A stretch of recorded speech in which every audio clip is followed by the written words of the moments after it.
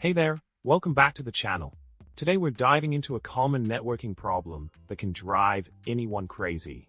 Have you ever tried setting up a secondary router as an access point only to hit a wall of frustration? Well, our viewer here is in the same boat. They've got a Vodafone Ultra Hub as their main router and a TP-Link AC750 Archer C2 that they want to use for extra Ethernet ports.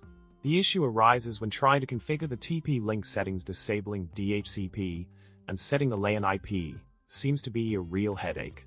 Let's see if we can help them out. Right, let's get into the solution for this pesky problem.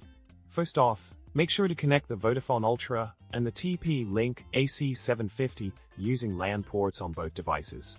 Avoid plugging anything into the WAN port on the TP-Link.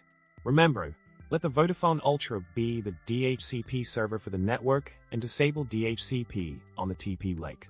To access the TP-Link settings, either assign an IP via DHCP from the Vodafone or set a static IP in the same subnet. Clients connecting to the TP-Link should get their IP from the Vodafone, keeping the TP-Link strictly as a switch or access point. In summary, to solve the networking issue at hand, keep the cable between the Vodafone Ultra and TP-Link in LAN ports, with nothing in the TP-Link's WAN port.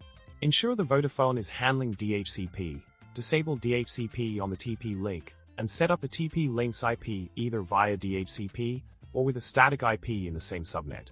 This way, the TP-Link will act as a seamless wired switch or wireless access point. And there you have it.